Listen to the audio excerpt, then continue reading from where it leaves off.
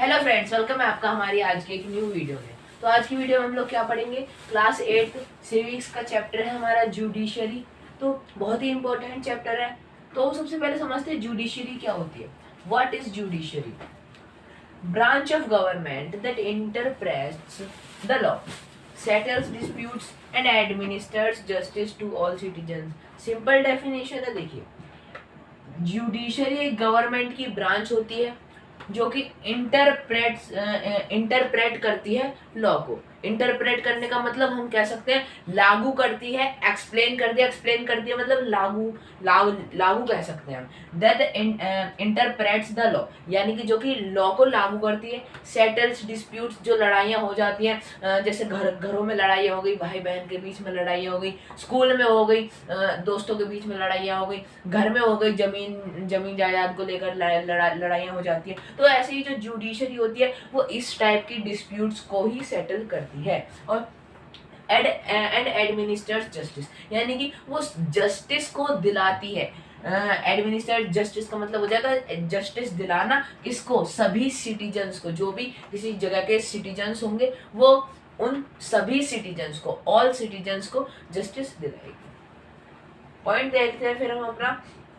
The fifth part of Constitution, having Article 124 to Article 147 contains judiciary, यानी हमारा constitution है वो, उसमें टोटल हमारे जो हमारे वो हमारे पार्ट्स में बटा हुआ है। तो उसमें जो फिफ्थ पार्ट है, फिफ्थ पार्ट में हमारा जो आर्टिकल 124 से लेके 147 है उसमें टोटली जुडिशरी के बारे में डिस्कशन है। फिर देखें हम अपना second point. There are 1 supreme court, 25 high court and each district has courts called magistrate court और सबऑर्डिनेट कोर्ट। यानी कि हमारा पूरा ऑल ओवर इंडिया है, इंडिया के अंदर हमारा एक सुप्रीम कोर्ट होगा जो सबसे टॉप पे होता है। फिर हमारा 25 हाई कोर्ट्स होंगे जो कि हर एक स्टेट्स में होते हैं, लेकिन यहाँ पे 25 है। क्यों? कि हर जरूरी नहीं है कि हर स्टेट्स में ही हो हमारे हाई कोर्ट। ऐसा भी होता है कि जो एक हाई कोर्ट है उसी में ही एक दो स्टेट्स, 2-4 बोल सकते हैं, हाँ हम लोग 4 स्टेट्स के हमारा एक हाई कोर्ट जुड़ा हुआ है, इसीलिए हमारे यहाँ पे टोटल 28 स्टेट्स है, यहाँ पे 25 भी है। जो 3 स्टेट्स है वो हमारे एक ही हाई कोर्ट में जुड़ी हुई है।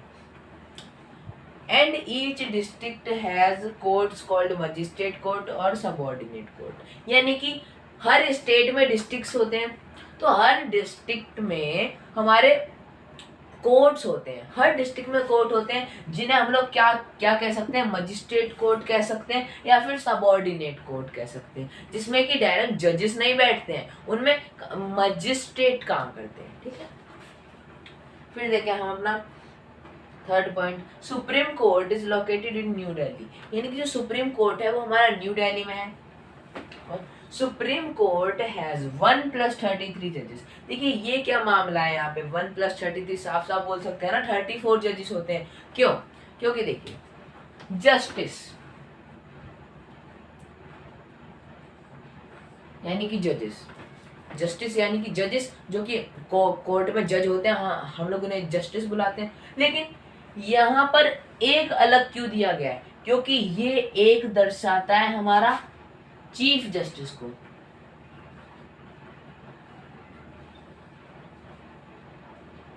ओके, जो एक है हमारा, जो एक सबसे टॉप पे होगा सुप्रीम कोर्ट में, उसे हम लोग चीफ जस्टिस कहेंगे, और बाकी ये जो 33 जजेस होंगे इन्हें हम लोग जस्टिस कहेंगे। तो ये है सिंपल।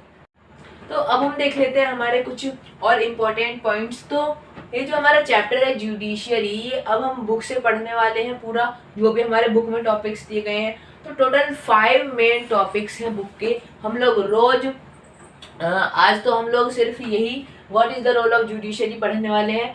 आगे हम लोग 2-2 टॉपिक पढ़ेंगे रोज, तो हमारे 2 दिन में 3 दिन में खत्म हो जाएगा ये चैप्टर। तो पढ़ते हैं। मैंने आपको पीछे सुप्रीम कोर्ट के बारे में तो बता दिया कि कितने जज होते हैं, क्या क्या होता है, कहाँ पे लोकेटेड है, लेकिन ये नहीं बताया कब बना था। तो सुप्रीम कोर्ट बना था 26 जनवरी 1950। ओके, तो ये है डेट कब बना था सुप्रीम कोर्ट। देखिए आप लोग सोच रहे होंगे सुप्रीम कोर्ट तो अंग्रेजों ने भी बनवाया था कलकत्ता में, लेकिन कलकत्ता वाले की बात नहीं चल रही, ये हमारे इंडिपेंडेंट होने के बाद की बात चल रही है कि हमारा इंडिपेंडेंस के बाद कब बना था हमारा सुप्रीम कोर्ट। तो ये हमारा बना था, हमारे दिल्ली में बना था 26 जनवरी 1952। तो अब आते हैं हम अपने टॉपिक पे, what is the role of judiciary. तो जुडिशरी का क्या रोल है। पहला पॉइंट देखें, the judiciary system provides a mechanism for resolving dispute between citizens and the governments, to state governments and the central and state governments. यानी कि कहने का क्या मतलब है, जो जुडिशियल सिस्टम है, जो जुडिशरी का पूरा सिस्टम है, उसके पास एक मैकेनिज्म है, यानी कि वो इस टाइप से काम करते हैं कि वो रिजॉल्व कर देते हैं डिस्प्यूट्स को, यानी कि लड़ाइयाँ खत्म करती है। किस किस के बीच में हो सकती है वो लड़ाइयाँ, सिटीजन्स के बीच में हो सकती है, नागरिकों के बीच में हो सकती है, नागरिकों के और गवर्नमेंट के बीच में हो सकती है, दो स्टेट गवर्नमेंट के बीच में हो सकती है। जैसे कि हम लोग कह दें एक तरफ की मध्य प्रदेश की गवर्नमेंट है, एक तरफ हमारी महाराष्ट्र की गवर्नमेंट है, और दोनों जो है उनमें डिस्प्यूट हो गया कि इस नदी का पानी किसकी कौन सी स्टेट लेगी। तो इस टाइप से जो जुडिशरी होगी वो उनका झगड़ा रिजॉल्व करेगी। और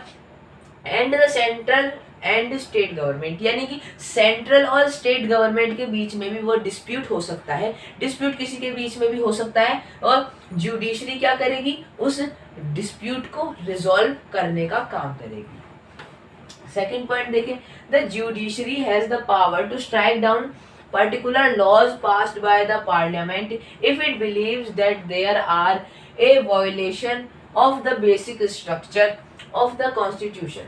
This called judiciary review.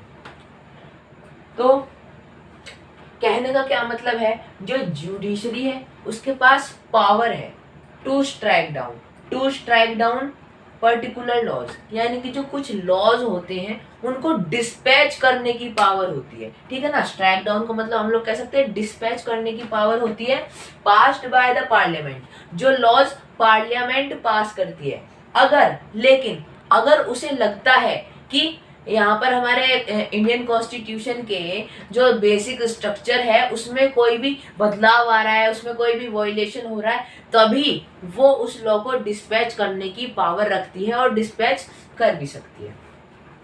फिर देखें हम अपना third point, every citizen of India can approach the Supreme Court or the High Court if his or her fundamental rights are violated. तो फंडामेंटल राइट्स के बारे में तो हम सभी जानते हैं, तो मतलब कि हर एक नागरिक के लिए फंडामेंटल राइट बिल्कुल इक्वली बांटे गए हैं, कि फंडामेंटल राइट जो होंगे, हर एक फंडामेंटल राइट हर एक नागरिक पर लागू होगा, ये बात हम सबको पता है। तो यहाँ पर क्या बोला गया है कि हर एक इंसान सुप्रीम कोर्ट या फिर हाई कोर्ट को अप्रोच कर सकता है कि, लेकिन अगर उसके जो फंडामेंटल राइट है उसमें कोई भी चेंज करा गया है, कोई भी बदलाव करा गया है और वायलेटेड हुआ है, तभी वो सुप्रीम कोर्ट या फिर हमारे हाई कोर्ट या फिर जो सेंट्रल कोर्ट्स होते हैं उनको अप्रोच कर सकता है।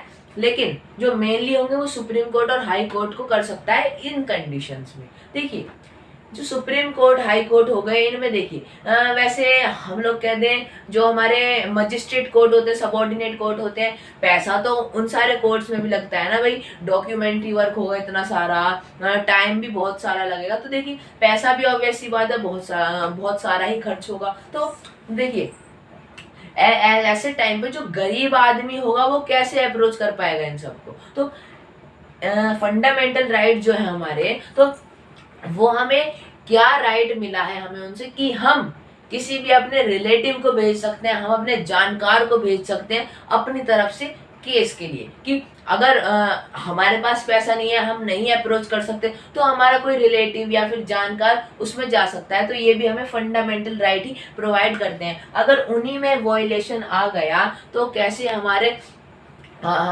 जो इंडिया है वो आगे बढ़ पाएगा। तो यही था हमारे जुडिशरी की चैप्टर के फर्स्ट टॉपिक में, what is the role of judiciary. क्या क्या पढ़ा हमने? जुडिशरी एक मैकेनिज्म होता है जो कि डिस्प्यूट्स को रिजॉल्व करता है, चाहे वो सिटीजन्स के बीच में हो, सिटीजन गवर्नमेंट के बीच में हो, स्टेट गवर्नमेंट के बीच में हो, सेंट्रल और स्टेट गवर्नमेंट के बीच में हो। ठीक है, फिर जुडिशरी के पास पावर है डिस्पैच करने की, जो लॉज होते हैं पार्लियामेंट के द्वारा भेजे गए, अगर वो लॉज जो हमारा कॉन्स्टिट्यूशन का बेसिक स्ट्रक्चर है उसे वायलेट कर रहे हैं तो वो डिस्पैच कर सकते हैं उस लॉ को। फिर थर्ड देखें, every citizen of India can approach the Supreme Court और हाई कोर्ट। हर एक सिटीजन जो है वो सुप्रीम या सुप्रीम कोर्ट या फिर हाई कोर्ट को अप्रोच कर सकता है अगर उसका फंडामेंटल राइट वायलेट हो।